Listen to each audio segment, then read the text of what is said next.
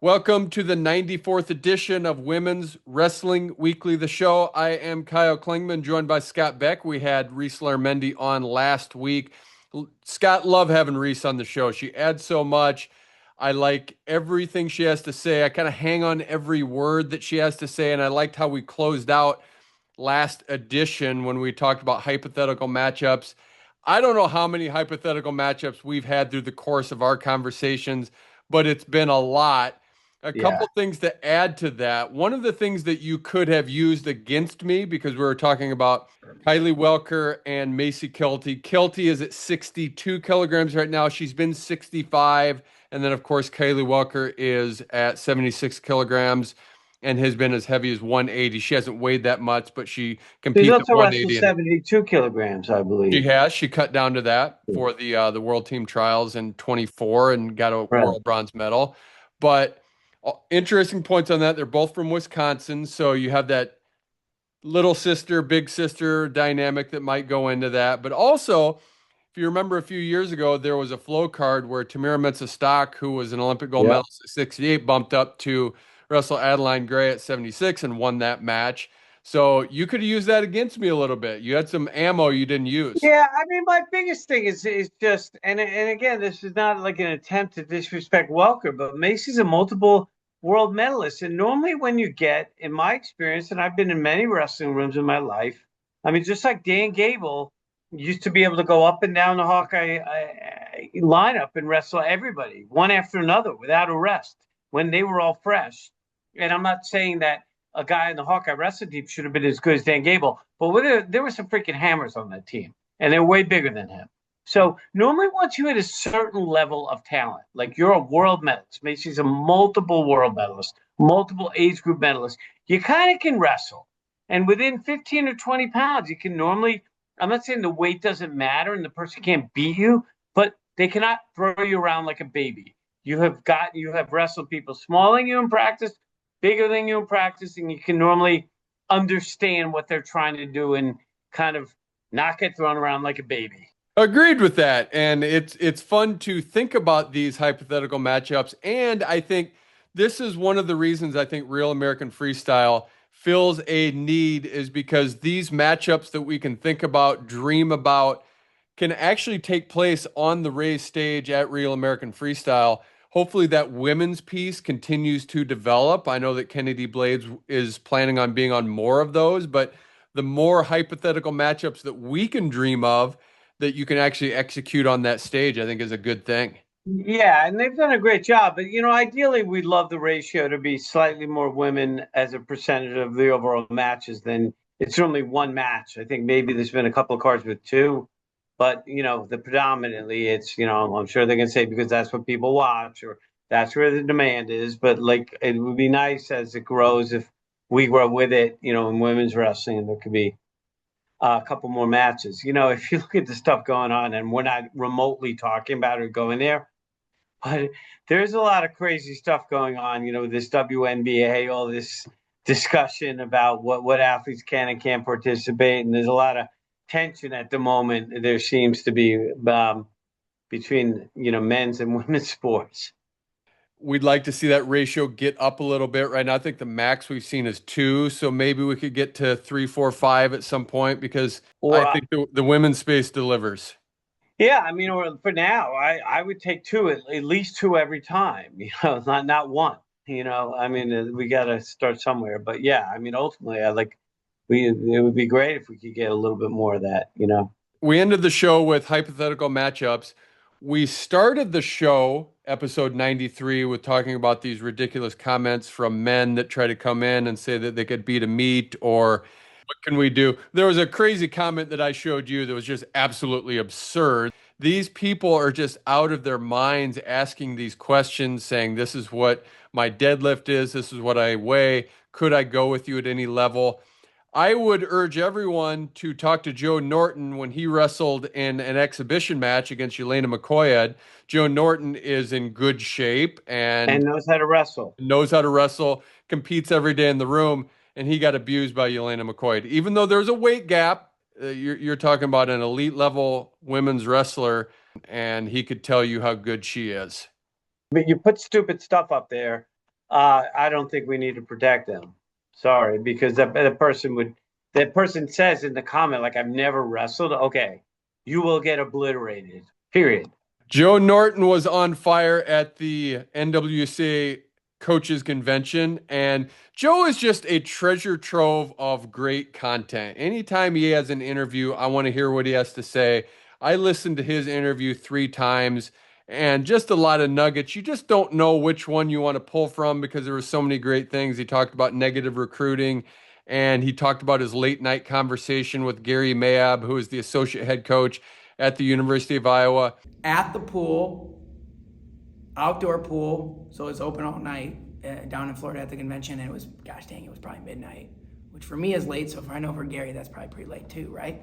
And it was cool because I had never really talked to Gary other than the handshake line after a dual meet, right?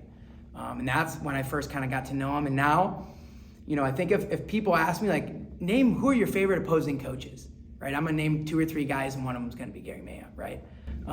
Despite the Iowa North Central rivalry, doesn't matter. We talked about that dual meet in 2024, the first time we ever dueled in the National Duels Finals in the Unidome, when we won 6 matches but lost the duel 22-21 on the passivity point at 191. And it was cool to hear he talked about it from his side of it and how all of us always feel like the Hawkeyes get calls because they're the Hawkeyes, right? And he's like, on our side of it, we feel like we don't get calls because we're the Hawkeyes, right? And I'm sure both things are true. And he talked about how, that call really went their way at 191 for a girl to be winning 6-0 and pushing someone around and get put on the passivity clock, right? And he said, he thought in that moment, like, man, I'm going to stop complaining about when we don't get the calls because we kind of got one there, right? And I said, that's pretty cool to hear because I feel like most people don't admit that. We always want to talk about when we didn't get the call, but rarely do we ever want to admit, man, we really got one there, right? And that was cool. And we've been so able to communicate and have a great relationship despite how heated the rivalry gets every time we're across the mat from each other. And that's cool. He's just salt of the earth. You're not going to meet a person that knows Gary that has bad things to say about him. So it's pretty cool to get to know him that way in a setting that was not at all competitive, right? So it's cool. It was just good to hear him disclose a lot of the things you've talked about, what he looks for in recruits, what the actual process is. He also talked about how if you do these things, we probably won't recruit you if you're on your phone on the sidelines. It was just fun to hear what Joe had to say about his process and how he's developed that program into D3, into competing against D1 and D2. And Scott, it's sounding like this path to competing at the national tournament against D1 and D2 teams will not happen. So he's got a decision to make. It sounds like it's being made for him right now. He's going to have to compete in the D3 tournament. I don't know if he'll be happy with that long term. We'll see what happens and see how the national duels plays out, if he can get his itch with that type of competition. But Joe had a lot of great things to say on that interview. Yeah. I would just come on to 2 of them. I think number one, if you're an athlete, by the way, negative recruiting is a bad thing because, like Joe said, it's like, tell me what recruit somebody by selling your school, selling your athletes, selling your program, you as a coach. Be positive, show them what you're going to do well. Because if somebody, the way they operate is they're looking to bash somebody else behind their back, well, I promise you, the first time you have a bad performance, they're going to be bashing you, whether it's your teammates or other people. So I just don't love that as a style, and really it's not. It's kind of a red light, in my opinion. If you hear that as an athlete, it should be a turnoff. I think, at least I perceive it that way. Like, people, sell yourself, sell your program. The second comment, I think what happens is if you let Joe Norton in, just because it's North Central, right, in the Division I tournament, then let's say you have a season where North Central's been 2 years from now, let's just say. Each year you let North Central compete in the Division I tournament. What happens if North Central has a down year in a year or two and a team beats them and that team wants to be in the Division I tournament? Then does North Central get to go because they traditionally go? Or, like, what's the rule? That's why you have a Division I tournament and a Division II and III tournament, because you're in your Division I or your Division II or III. I mean, it's just, I think you really open Pandora's box and it gets very complicated and you put certain people in awkward positions. So in spirit, I like that he wants the better competition, but I don't think I think it just gets too tricky, and I'm a rules guy, And for me, selfishly, it's not just North Central I want to see in the highest level tournament. I'm going to miss Wartburg, Simpson, Aurora, Right. some of these other schools that did well at the highest level. I'm going to miss those schools. Yeah, it sucks, but we'll have to follow those tournaments, and there's just not going to be that we're going to be in the appropriate division tournament, I guess. I think over time, there probably will be more separation, I would expect. We'll see. Can you really over time, we've known on the men's side, okay, we know that Wartburg cannot compete against Penn State, or no, well, nobody can, but or Iowa or Oklahoma State, right? And then the question, or Ohio State, then the question is that going to happen in women's wrestling over time? Probably. It's going to take a little time, but I think that separation, the clumping, will in fact happen, I think. It'll take a little time, but I think it's happening at lightning speed right now because Well, girls, money. yeah, well, they're asking the questions. Are you going to be in the D3 only tournament? And that might be a turnoff. It might be something they want to go in that lane, but I think a lot of decisions right now with things happening so fast, Iowa State adding, Columbia adding, Mercyhurst adding, Kent State don't even know who the head coach is yet, but they are adding.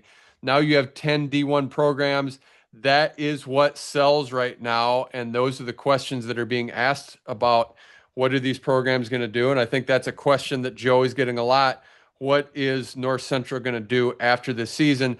But he's approaching it right. He also said maybe this 5 for 5 is going to help because maybe you can say you can come here for 4 and then take your 5th at a D1 program. But there's just a lot of things at play as you separate out and how different things are going. It's just the landscape is just changing overnight. Yeah, and I don't think there's visibility completely on the red shirt situation, and hardships, and if it's going to be in D3. And I still think the landscape is being figured out, and it seems like nobody has all the answers yet. Ashley Flavin and Paul Rademacher. I finally got the correct pronunciation of his last name. He is the Indiana Tech coach. And of course, Ashley Flavin is at Life. Paul Rademacher is the president-elect for the NWCA. So that's a big position. That's amazing. That's Yeah. great for women's wrestling because as he talked about in his interview, it's about having that voice that's a non-men's D1 voice. Moving into the president-elect role as Coach Nickerson moves off, Coach Sidoris will move into the president role, and I'll kind of backfill behind him. Really it's just about kind of getting a different set of eyes on the table. And it's been pretty consistently D1 men's coaches in the president role and in the president-elect role as they work through it. And so kind of just getting a different set of eyes with a different perspective where our job is to be enrollment driven and provide opportunities educationally for the sport of wrestling and their participants to go to college. And I think that'll be a different perspective than they've had in a while, where a lot of it's been D1 men's coaches worrying about all the things that the D1 men's coaches worry about. So after Coach Sidoris moves off, I'll move into the president role, and what that looks like, I don't know exactly yet, aside from some more meetings, but I'm excited about it. And you can talk about enrollment driven and how the NAI factors into that. So I think that's an important role for women's wrestling. But they both talked about how it's changing fast and how the NAI is going to have to stay relevant in this changing landscape because girls are asking those questions. Yeah, it's been super tough because there's a lot in kind of the public sphere of that the NCAA brand is all that matters. And they're really focused on that surface of the brand and not of, the content that's inside. And so sometimes you fight against it, sometimes you can't. If somebody says, I want to go to an NCAA school, there's really nothing we can do about it. But I know that our product, our team, our program is still great. We were super happy, excited, lucky that Jacqueline Bouzakis came down and visited, and it was awesome. And I love that she was able to look past the branding of NCAA, NAIA, and look for what she really needs to grow. I think for us, at least, I'm hoping that it'll be a little bit of a blessing because if that's all somebody cares about, then maybe we're not the right program for them anyway. Someone that is looking for how can I grow, they're going to look beyond the label and go from there. But it's definitely tough. It makes it an uphill battle for sure. And I think Ashley has the right approach. If you want to be D1 and that's your lane, you're going to have to go do it. Sorry, we can't do that, but here's what we can offer. We can Right. provide development. We can be part of this. So I think both of them had some really good things to say about their lane and where it goes. Yeah, I mean, I think it's great that he's getting that role. I think it's good for women's wrestling. And yeah, I think there was one comment where Joe Norton said something like, "Yeah, we had more medalists, at the World Team Trials in the, it was at the U.S. Open and the World Team Trials. I think they had more placers, I think so, or yeah. they would have won." So, it depends what somebody's goals are. I mean, it's not to say they're always going to come in ahead of the D1 schools, but right now they did. So, if you want to wrestle and get better at wrestling, I mean, Joe does a phenomenal job there and Ashley does as well. So it really depends. I think there's a lot of athletes and I think things are going to play themselves out. There'll be niches and different, there'll be lanes that just get established, I think, over time. And then there'll be shifts within that, I would suspect. Another takeaway was that some of these coaches, not all, because I know some of these coaches do not like each other. That's just the nature of the game. But I think for the most part, there's a good group of high-level coaches who like and respect each other and who can separate it. Comes down to the biggest thing is be people first. When it comes down to it, we all want to win. I want to win as bad as anybody else, and I'm 100% sure of that. But if I'm a person first and I see them as a person, then we can battle and we can be done and be friends afterwards. And that's true with the Flavins. That's true with, Coach Norton. There was a time where I felt like Coach Norton at North Central was an arrogant asshole. And I've told him that, but I've also told him that we're great friends now because I realized he's just better at the things that I want to be good at. And he was, he just was better at it. And we see it the same way. And so it's easy to be friends with people that see things the same way you do and are willing to be people on and off the mats. And then when it's time to be on the mat, it's time to be competitive and time to battle. And as soon as we're off the mat, it's easy to be, hey, let's go to dinner and let's go hang out. Just even going in and doing a preview on Grand Valley State versus North Central, to have Joe Norton and Jake Short on a group text asking for the lineups and having them get it back to me as coaches. I don't know that that would happen with a lot of D1 men's coaches, that you would have that ability to do. So Paul Rademacher and the Flavins are best friends. He was in their wedding. I know that Joe is friends with Ashley Flavin, and they got their picture together at the national duels, knowing they were going to compete the next week in a duel. I just really like that about women's wrestling, that I think a lot of these high-level coaches are a little bit closer.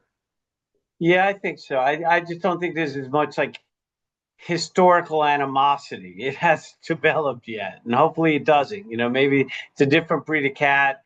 Maybe the men's were just more competitive. Men are more competitive. I don't really know why, but it does seem like much more of a kind of group of people that respect each other and communicate with each other. And sometimes it takes a little while to get the respect, because Paul actually in his interviews said he thought that Joe... He didn't like Joe, yeah. He thought he was cocky. That I thought he was an a-hole, and then he said he liked him because he realized he had skills he didn't have. Yeah, and I'm sure what's going to happen too is there's going to be people that kind of think they like each other, and they're going to start hating each other down the road. As this sport develops too, I'm sure you'll get those rivalries and animosity because something will happen. There's more history, it seems like, in the men's stuff, and grudges are held, it seems, a lot longer. This question came up. I don't know if it came up, but talking to David Pastoriza, who is with Arizona USA Wrestling, we were talking about Arizona and how good that state is. If you throw all of the things into the mix, Scott, if you throw history, you throw who's training there now, is Arizona the best state for women's wrestling right now? So I'm going to give you the case on why it might be. You have Helen Maroulis training there. You have another top 5 women's wrestler of all time living there in Trisha Saunders. So you have 2 of the best 5 wrestlers of all time from the United States living there. You have Kayla Miracle and you have Everslide Decker. So you have 3 of the 10 senior world team training out of Arizona. And that's on top of Valiant Prep and all of the people going in there. You have Dom Parrish trained there. Audrey Jimenez is from there. She's injured right now. Eve Scrocky's there now. Bella Mano, Carly Brooks, Morgan Lucio. Michaela Beck. Michaela Beck, I want to make sure you defended your daughter. You can make a case, although when you have Iowa and what's going on there with Iowa and Iowa State wrestling, you have Pennsylvania, the high school scene's clutch. I think you can make a case, but I think if you talk about the depth and where it is at the base level, I think they're maybe not as strong. But if you talk about at that elite top level, Arizona is doing some special things. Yeah, I think right now they do. I mean, I think historically it was like California, especially at the high school level, and then, not really at the college level, but you had Menlo, but you had really tremendous hotbed in high school. But that's spread out now where you have great wrestling in high school and, Pennsylvania and Wisconsin, in Texas.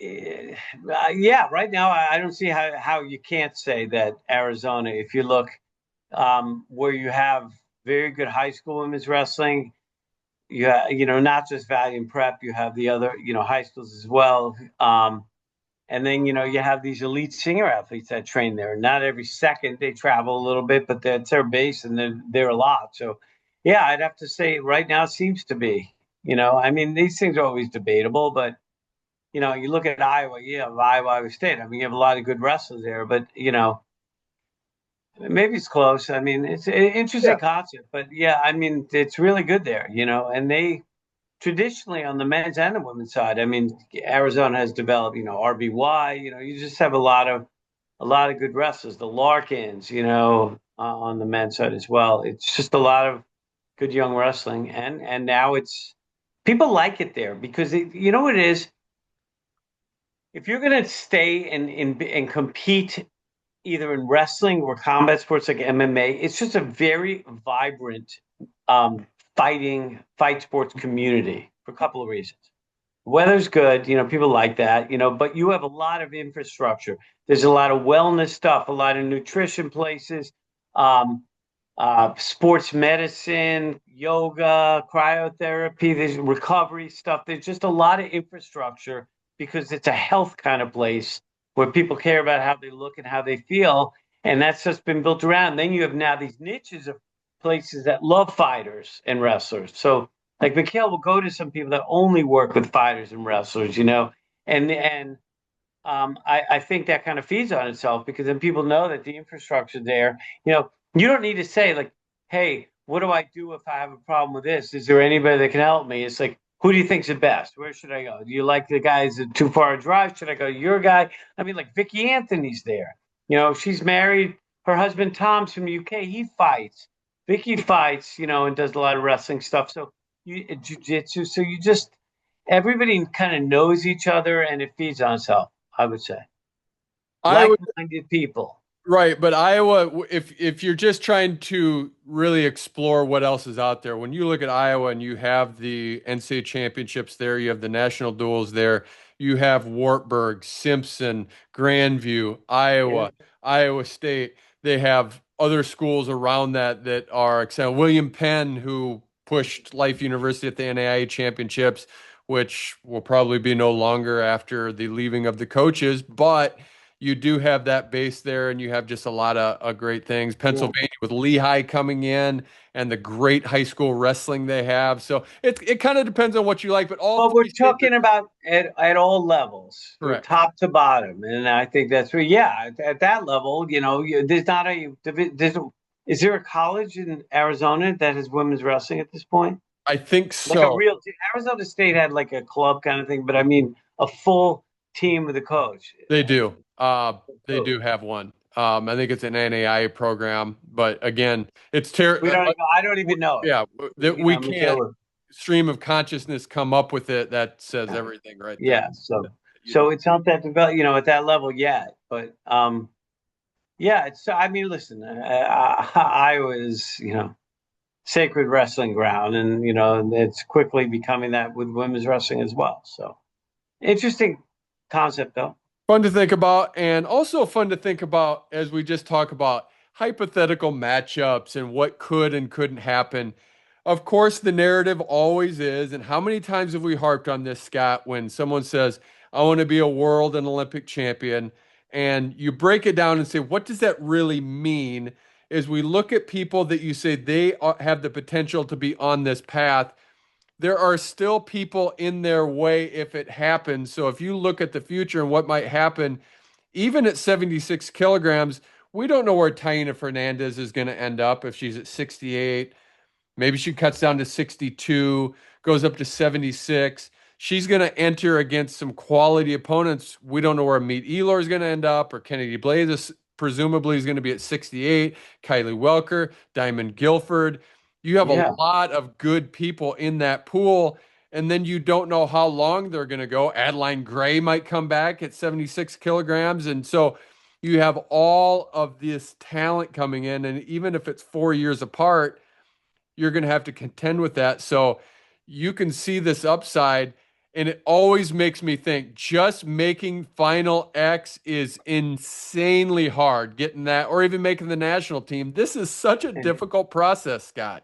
It's brutal. I mean, but it's the same thing it's pretty hard in Japan as well. I mean, there's always good people. People move weights, people stay, they get better. Somebody has a down year. I mean, it's really competitive. And this concept that you ever just like, you never default your way onto a world team. Maybe you could take third in trials in a week or wait or something, but good people move. Or if the good person says some hammer in one weight, other people run away from them, So it's never easy, and people find a way to make it tough. So anybody that ever makes one, there's a lot of really good people that have never made a world team. There's a lot of good people that have been on many world teams that never won a world medal.